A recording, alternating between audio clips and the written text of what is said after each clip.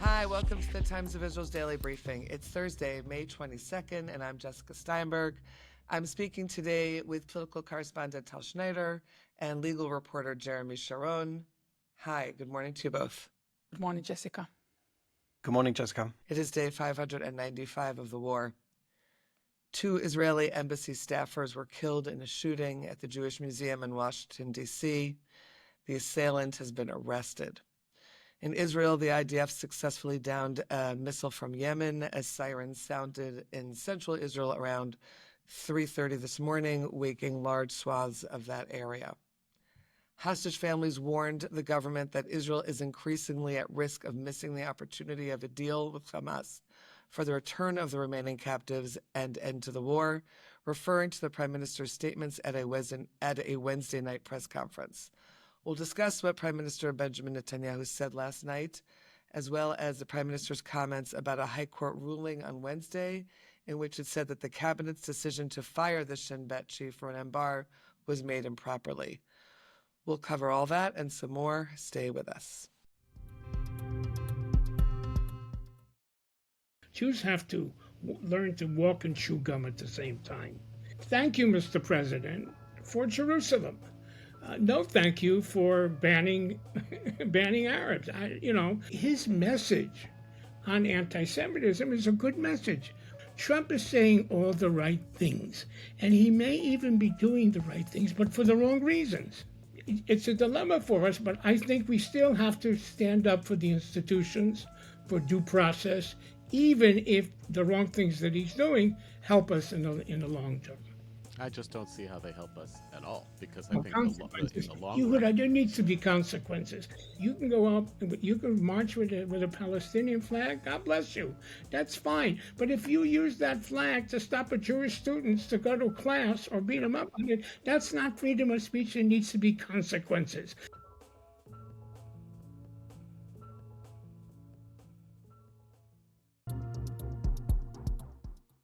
Okay, Tal, let's discuss this shooting in Washington. More details are really just unfolding now. It turns out that 2 Israeli embassy staffers were shot and killed at close range. The assailant was arrested. What else can you tell us?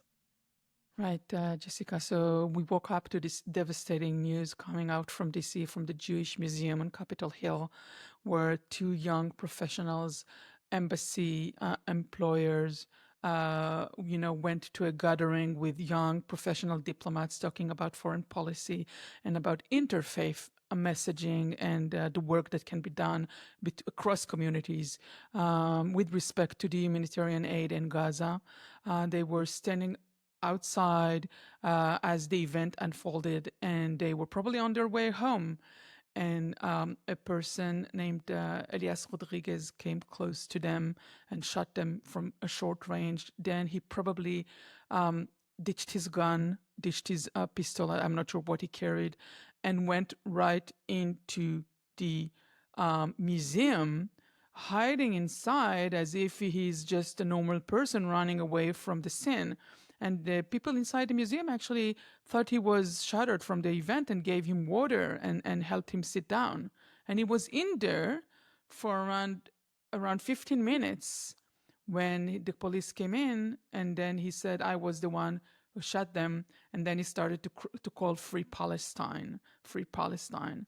So, Jessica, we are recording early on Israel's, time, and we don't know all of the details yet. This is what we heard so far, and we heard statements from the embassy and from AJC, AJC, the American Jewish Committee, were holding the event at the Capitol Jewish Museum.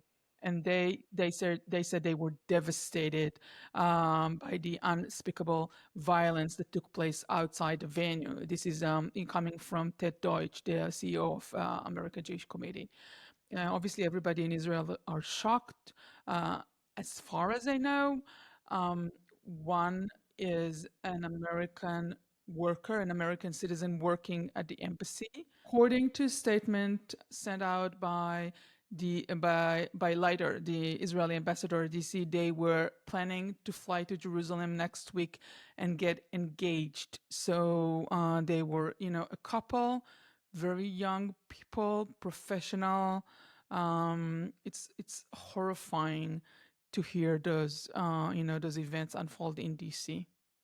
Well, just a question that I'm not sure you'll be able to answer. I assume there's security usually at the museum. Do you happen to know that from your own experience? So from my own experience, by the way, while living in DC, couple of years ago, there was always there was event that I remember that took place outside the Holocaust Memorial Museum. Also, horrific event which killed a guard. By the way, it killed the guard of the museum, if I remember correctly. So there's always security, but since the beginning of the war, security was picked up strongly all across Jewish institutions around the United States, synagogue, Jewish community centers, Jewish Sure. schools. So we all know that when we travel to the States, I suppose both you, Jessica, and Jeremy know that when you travel and you attend any type of event, there is high security everywhere. Well, obviously, we'll keep uncovering the unfolding details of it. Let's turn to the other news of the night, the earlier news of last night. Prime Minister Benjamin Netanyahu gave a very wide-ranging press conference. In some ways, it seemed to emerge from the High Court ruling about the Shin Bet chief, which, of course, Jeremy, you'll talk about that in a little bit. But the press conference covered the hostages, the war in Gaza, and it seemed to implicitly put the onus on the Trump administration, as he said that Trump's Gaza relocation plan is his condition for ending the war. So let's sort of unpack some of what he spoke about. What was your takeaway or takeaways from his statements last night? First, it is important to note that this is the first press conference in 5 months. Netanyahu was avoiding Israeli press for a long time, wasn't willing to answer any questions, and he was posting these, short videos of like 5-6 minutes every day, in which his assistant Topaz was asking him some questions, and he answered them. That took on for a while. I think with the criticism inside Israel with respect to the humanitarian aid plan, I think that was the big, point of his, the big point behind, the big push behind his decision to get out to the public, because he thought maybe that his message doesn't get out very well. So he answered some questions. Obviously, there were lots of promises not to enter humanitarian aid, and under the pressure coming out from DC, this government changed course a couple of days ago until the big plan to enter humanitarian aid will take place. So that was the big, that was the initial thought. Obviously, he was asked about connections with Qatar of some of his aides. He was asked about judicial decisions, and as you mentioned, he said, some conditions in order to end the war in Gaza, including the so-called voluntarily, Relocation. suggestion for the Gazans, when you suggest to them if you want to go away. The problem with that is a couple of days ago, Netanyahu said that no country is willing to take them. And obviously he skipped that last night. He did not mention that. He just, he went back to the plan, the original plan, when we all know that the plan is not moving forward as far as we know. So also, for the Israeli people, the big question is about the hostages. You have recent polls suggesting that 67% of the Israeli public want to end the war in exchange for release of the 20 live hostages. Netanyahu actually said there is 20 people alive that we know of. 3 more, they were not announced dead, but heavy Doubts. about their whereabouts.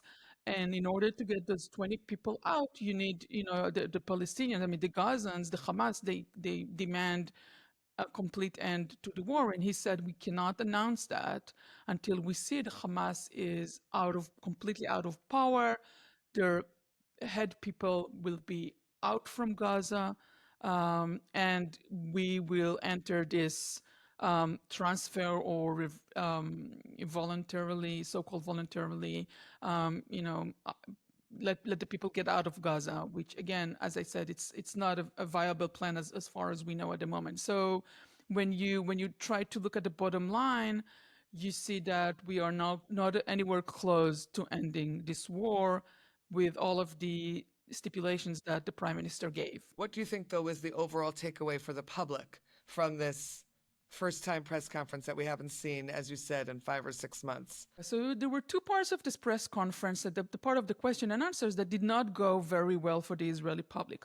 One of them was when the prime minister chose to mention kibbutz Ena Shlosha as a place that was not affected by the terrorists. He was trying to give an example of an heroic defense, but actually in this specific kibbutz, 25 terrorists entered into the kibbutz and they murdered 4 people, including an 80-year-old grandma who was taking shelter in a mamad, in a safe room, and they just tortured her to death.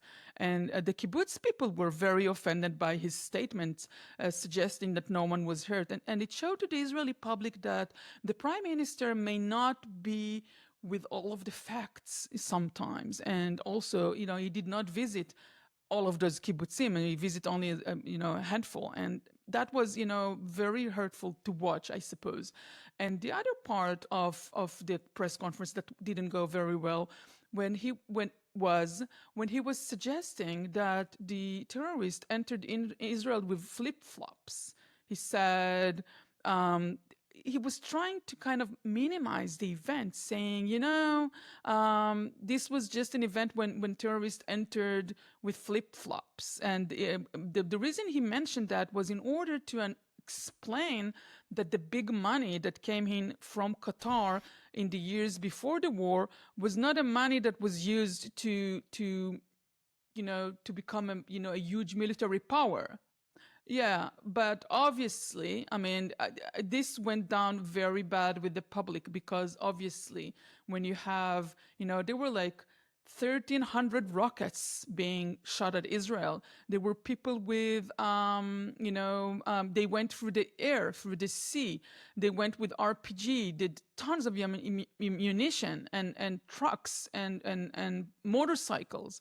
And you had around 6,000 armed terrorists entering this country in a couple of hours. This is not flip-flop, operation. Yeah. This is a big thing. And I think people that heard him last night were shocked. You got, some of the hostages' families and some of the families of the victims were horrified and took it to Twitter to just say, I'm ashamed to hear that. To hear the prime minister diminish it in that way, for sure. Exactly. Okay, Tal, thank you for those updates. We're going to take a quick break. When we're back, Jeremy will take us through the impact of this very impactful ruling by the High Court yesterday. So stay with us. What surprised you the most discovering about Jewish life in the United States?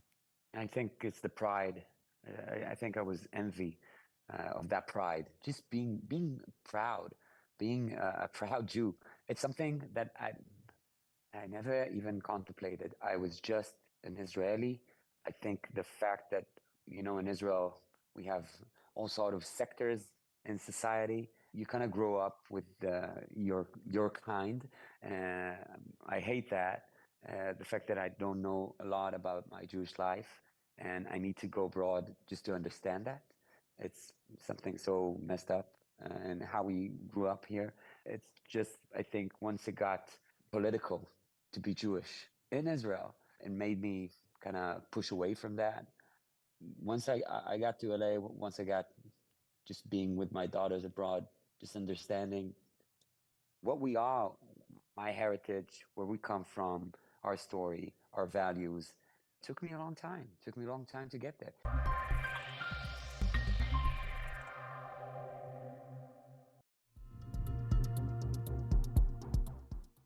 Okay, Jeremy, just to review a little bit, of course, you'll take us into it. So we had the High Court ruling yesterday that the cabinet's decision to fire Shin Bet chief Ronen Bar was made, quote, improperly and, quote, unlawfully, given the prime minister's conflict of interest due to the ongoing Shin Bet investigations into his close aides. What I want you to focus on or help us through this is, so now what is the impact of that ruling now, today, this morning, and going forward? Right. Okay. So I just want to briefly just remind ourselves what happened here. Ronen Bar was fired by the government on March 21st, and the allegation by the opponents of the government is that he was fired by Netanyahu because of Netanyahu's own personal and political expediencies.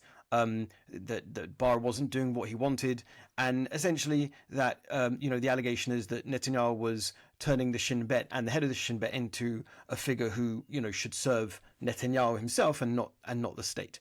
That's really the basis of all the outrage behind this whole saga. So yes, yesterday the court ruled that there was a series of procedural flaws.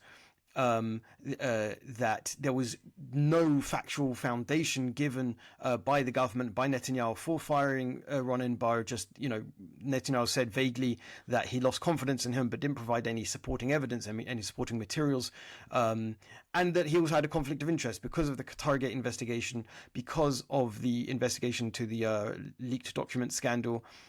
Those involve his close aides, and that he therefore had, those investigations are being carried out in part by the Shin Bet, and therefore the court said that Netanyahu had a clear conflict of interest and shouldn't have been involved in the decision to fire Ronen Bar.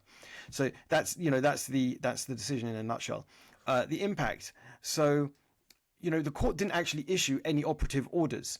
It was a final ruling, but despite that fact that it didn't issue orders, it will have an impact because of that finding that Netanyahu had a conflict of interest. So, less than 2 hours after the ruling was issued, the Attorney General sent a letter to Netanyahu, and she said, because of your conflict of interest, that means you cannot right now appoint a new Shin Bet chief. Remember, Ronen Bar is actually announced that he will be resigning by June 15th. So we do need to have a new Shin Bet chief in short order. But because the court said that Netanyahu had a conflict of interest in firing Ronen Bar, the Attorney General basically said, well, you've also got a conflict of interest in appointing a new Shin Bet chief because of those ongoing investigations. So, that's the kind of short-term impact in that, we're now in a country which doesn't have a head of a domestic, shortly won't have a head of a domestic intelligence service, a key security service. And Sure. According to the law, according to the Attorney General, Netanyahu can't appoint such a figure. The problem is that the law for appointing the Shin Bet chief actually says that the Prime Minister recommends the candidate and the government approves. Now, if Netanyahu is legally barred from nominating a candidate, then how can the country get a new Shin Bet chief under the current circumstances? If the Shin Bet wraps up its investigation into Qatargate, soon, then that would change the circumstances. But right now, the Attorney General is saying that Netanyahu can't, make that appointment. But I think there's also a longer, even deeper, significance to this ruling. But basically, actually, the court could have sufficed, not with issuing a final ruling as it did, but with merely a decision. The decision which is just kind of has lesser legal weight, would be to dismiss the case because Ronen Bar himself said he's resigning, and after that the government actually annulled its decision to fire him. So part of the controversy over this ruling is that it was a theoretical issue which the court nevertheless decided to intervene over. The president of the court, Isaac Amit, he explained, why am I intervening in a theoretical case? So he said that the Shin Bet is an incredibly important agency, and obviously the head of the Shin Bet has a very important standing and a very important role. And he also pointed out that the Shin Bet, among its other tasks, domestic security agency, is also tasked with preserving Israel's democratic institutions and democratic regime and preventing subversion of the state. And And the president of the court, Amit, he said that, it's crucial that such an important agency is not used for political purposes, is not used for party political gain, for the expediencies of a prime minister or whatever government happens, he happens to be working under. So the ruling was laying down a marker saying that the government cannot politicize these key positions. Remember, what did Ronen Bar accuse Netanyahu of? He said that he wanted him to act against anti-government protesters. He said that that Netanyahu, lost confidence in him because he said that there should be a state commission of inquiry into October 7th, which Netanyahu has bitterly opposed, and he made other allegations which made it seem that Netanyahu had fired Bar not because of his professional failings, but because Bar's tenure no longer suited Netanyahu politically and personally. So Amit was saying in his ruling that it is crucial for the future independence, the apolitical nature of the Shin Bet, that we lay down a ruling now saying this is a red line. You cannot treat the Shin Bet chief like this, and that's important for the independence of the Shin Bet and the head of the Shin Bet going forward. And also, bearing in mind the importance of the agency to Israel's democratic governance, perhaps, for Israel's democratic future, some of the claims of the opposition of opponents to the government said Netanyahu was trying to turn the Shin Bet into his own kind of, private police by trying to get them to go after anti-government protesters. So I think that's all really how that's why Amit decided to lay down this marker and say we're going to have a ruling here, and say there are certain things which you cannot do, and I think that's the long-term impact of the ruling. Right, and so now, of course, we have to wait and see what will be the next move on the part of the Prime Minister and his cabinet regarding this ruling, right? Regarding the Attorney General. We had some pretty intemperate language yesterday. They said. Several ministers said that the government should ignore the court, should ignore the Attorney General. In fact, the communications minister Shlomo Kari, who is perhaps he's a member of the Likud party, but one of the most extreme members of the entire government, and he said that this is not the first time he said it. But he said Israel should now, basically establish a constitutional court, i.e., to circumvent the current, high court, for the government to set up its own constitutional court, which will be more favourable to it in such important rulings. So, what's interesting about this whole case is it really has seen a clash of the government and the judiciary, this real kind of slow brewing, low level constitutional crisis, which throughout the duration of which has threatened to really break out into the open with open defiance by the government of the court. And we're still seeing those calls, and we'll have to see what happens, as you said. Perhaps the Shin Bet will wrap up its investigation into Netanyahu's aides in short order, and then Netanyahu will be able to appoint a new Shin Bet chief again and avoid, again, maybe we'll be able to narrowly avoid a full-blown constitutional crisis. But we'll have to wait and see. We'll see. Okay. Thank you, Jeremy. Thanks to both of you. Thank you, Jeremy, and thank you, Tal, for being with me on today's Daily Briefing. It's been good to have you. Thank you, Jessica. Pleasure, Jessica. We'll be back again tomorrow with another installment of the podcast. This episode was produced by the Podwaves, with our video produced by Thomas Gersh. If you have comments about this or other episodes, always feel free to drop us an email, podcast@timesvisual.com. Until next time, take care and be well. Thanks for being with us.